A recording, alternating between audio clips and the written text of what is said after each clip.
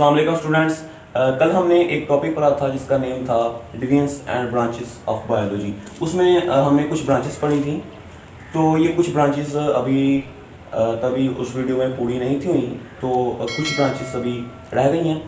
तो एक ब्रांचेस थी जेनेटिक्स, हमारे पास है जेनेटिक्स। व्हाट इज जेनेटिक्स, इसके बारे में हम पढ़ेंगे। ये भी ब्रांच है बायोलॉजी की, जो मेन बात है उसमें। इसमें किसकी स्टडी होगी, नेम से ही जाहिर हो रहा है, जीन। ये जीन है, तो इसमें स्टडी होगी द स्टडी ऑफ जीन्स। क्या? Study of jeans.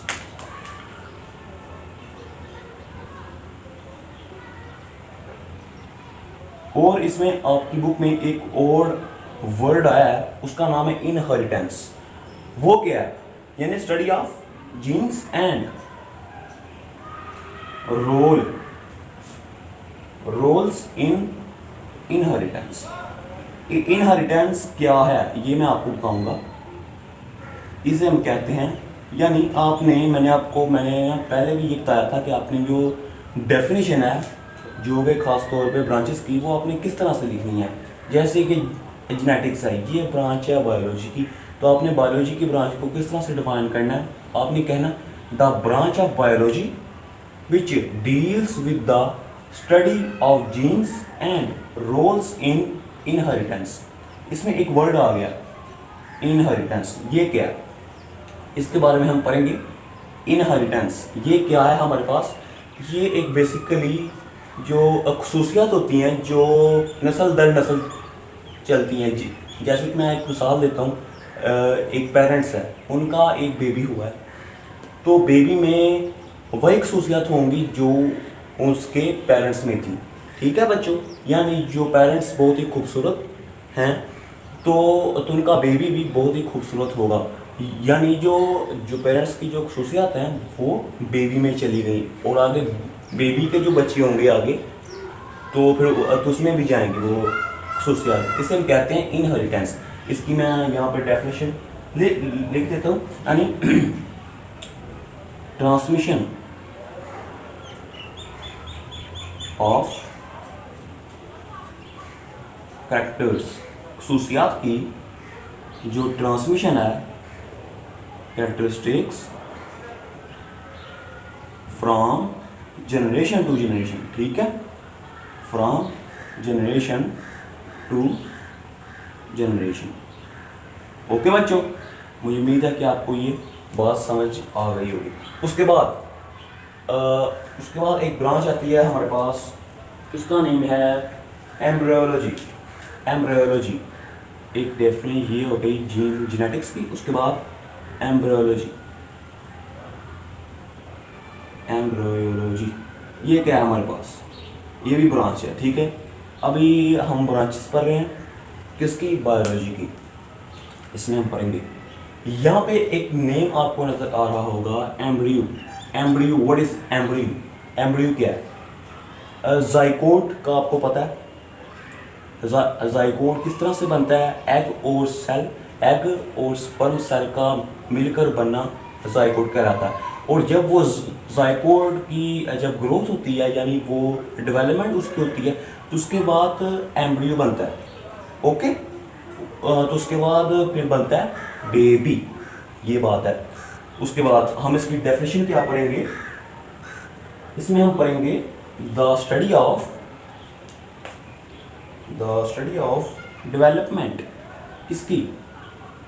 आपको नेम से ही शो हो गया होगा, एम्ब्रियोलॉजी। एम्ब्रियो की स्टडी ऑफ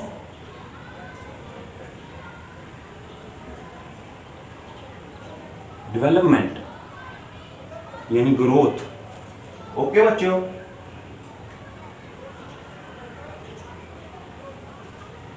ऑफ एम्ब्रियो।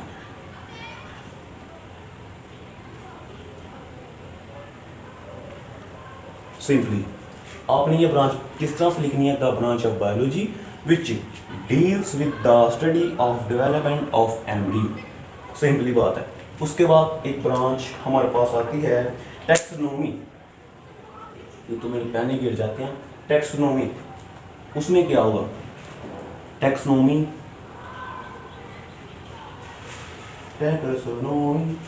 या इसमें क्या होगा?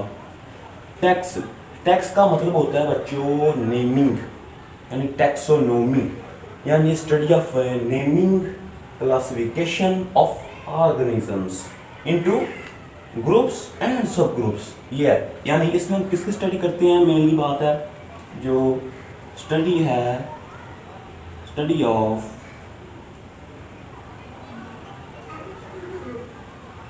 ऑफ नेमिंग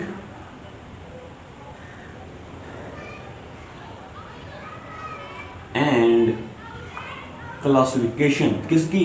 ऑर्गेनिजम्स की, लिविंग ऑर्गेनिजम्स की, क्योंकि ये बायो पढ़ रहे हैं। क्लासिफिकेशन ऑफ ऑर्गेनिजम्स इनटू सब ग्रुप्स एंड ग्रुप्स। यानी आप अपनी किताब में जब ये रीड करेंगे तो जो हम नेमिंग यानी जो हम किसी भी ऑर्गेनिज्म को कोई नाम देते हैं या उसको कोई क्लासिफाई करते हैं तो हम किस में करते हैं? इन ग्रुप्स एंड सब ग्रुप्स। ये बात है, इसमें ये होगी। आप आगे पढ़ेंगे टैक्सोनॉमी, ठीक है। अभी आपके लिए इतना डेफिनेशन काफ़ी है, आपके 2 नंबर पूरे। उसके बाद एक और डेफिनेशन यानी एक और है हमारे पास ब्रांच, वो क्या है वो मैं आपको इस जगह में समझाऊंगा। एक ब्रांच है पैलेंटोलॉजी। पैलेंटोलॉजी ये क्या हम हमारे पास? पैलेंटोलॉजी यहाँ पर मैं लिख देता हूँ।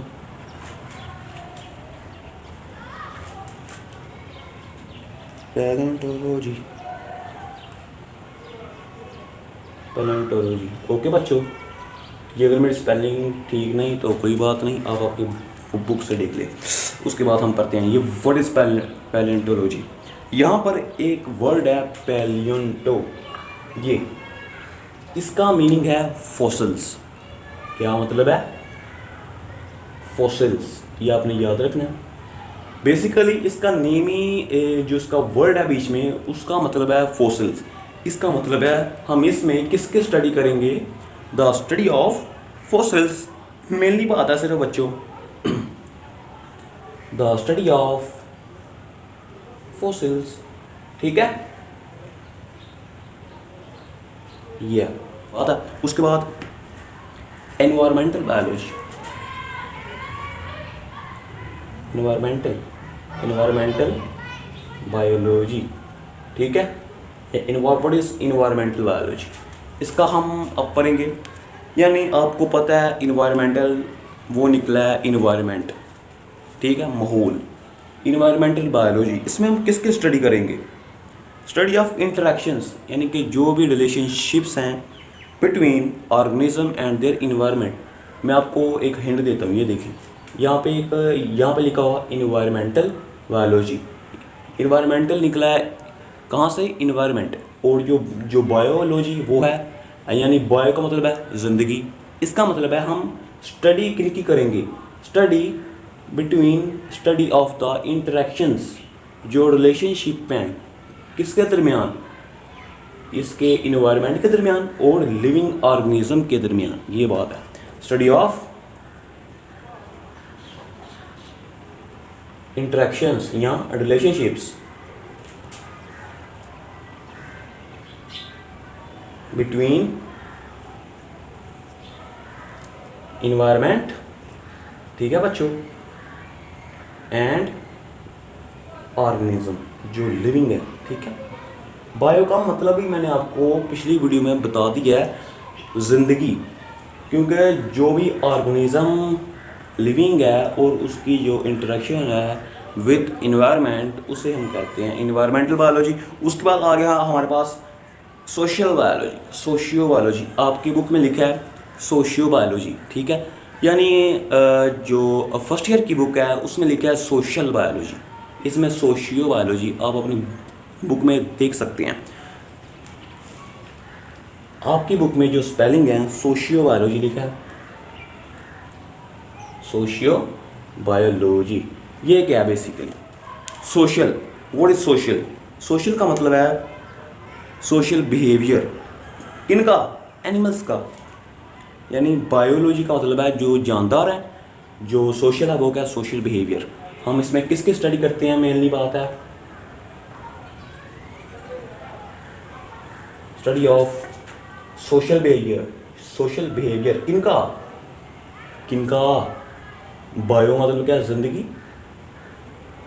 एनिमल्स का। ओके, बिहेवियर, मेरी ये स्पेलिंग शायद नहीं ठीक, तो आप अपनी बुक से देख लीजिएगा। ये यहाँ पर ए आएगा यहाँ पर, ठीक है। Behaviour of animals, okay.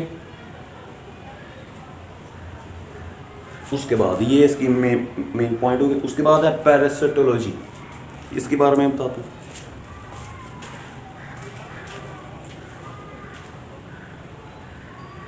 Parasitology, इसमें एक वर्ड है पैरासिट, इसमें वर्ड है पैरासिट। इसका मतलब है पैरासाइट्स के बारे में बात होगी।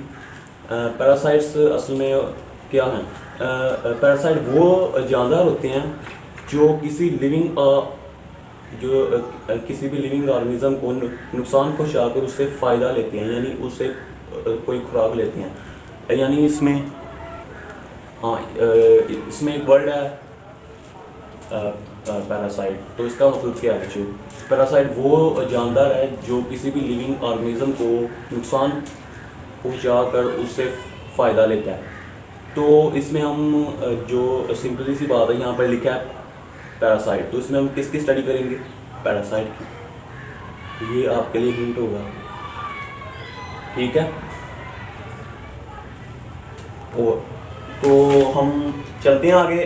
तो आगे एक ब्रांच है हमारे पास बायोटेक्नोलॉजी, उसके बारे में हम डिस्कस करेंगे। तो हम आगे चलते हैं, आगे एक ब्रांच है बायोटेक्नोलॉजी, वो क्या है उसके बारे में हम डिस्कस करेंगे। बायोटेक्नोलॉजी ये क्या है, इसमें दो वर्ड हैं, एक है बायो और एक है टेक्नोलॉजी। बायो का मतलब आपको पता ही है, लाइफ, और टेक्नोलॉजी क्या है हमारे पास, टेक्नोलॉजी जिसके ज़रिए हम किसी भी लिविंग ऑर्गेनिज्म को हम यूज़ करते हैं और उससे जो भी बनते हैं प्रोडक्ट्स वगैरह, वो इंसानों के लिए बहुत अच्छे होते हैं। जैसे कि स्टडी ऑफ, इसमें भी हम स्टडी करेंगे ना, मेनली बात है study of living organisms to make living organisms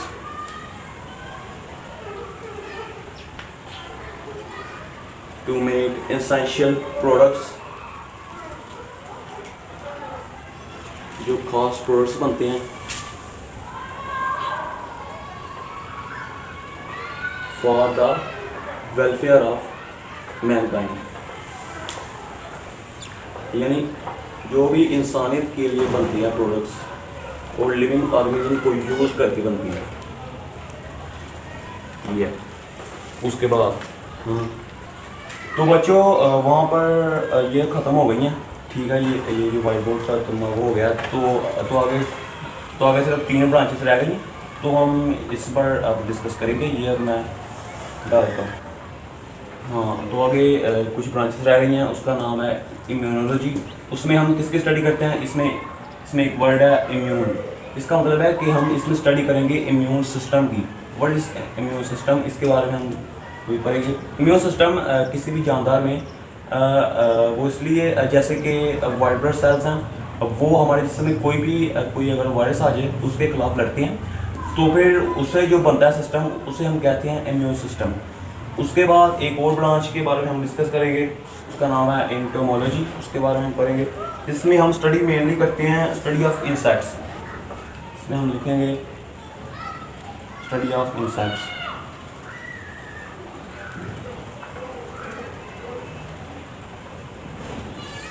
सिर्फ ये बात है। उसके बाद ये एक छोटी सी डेफिनेशन है इंसेक्ट्स। इसे हम उर्दू में कहते हैं जैसे कि कीड़े मकोड़े, और उसके बारे में हम इसमें स्टडी करते हैं। उसके बाद है मॉर्फोलॉजी, फॉर्माकोलॉजी, इसके बारे में हम पढ़ेंगे।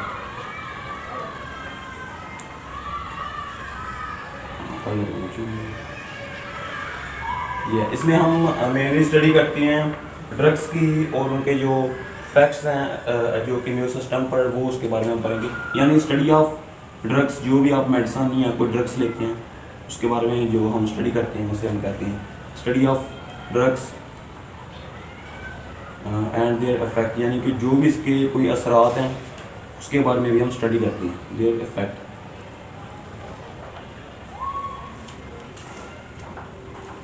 सिर्फ ठीक है। उसके बाद हमारे पास बच्चों की तो ठीक है बच्चों, आज के लिए इतना काफ़ी है। तो कल हम अगले टॉपिक पर डिस्कस करेंगे। तो अगर आपको मेरी वीडियोस अगर अच्छी लगी हो तो इसको लाइक और मेरे चैनल को सब्सक्राइब कर दें। तो इसके लिए अल्लाह हाफिज़, बाय बाय।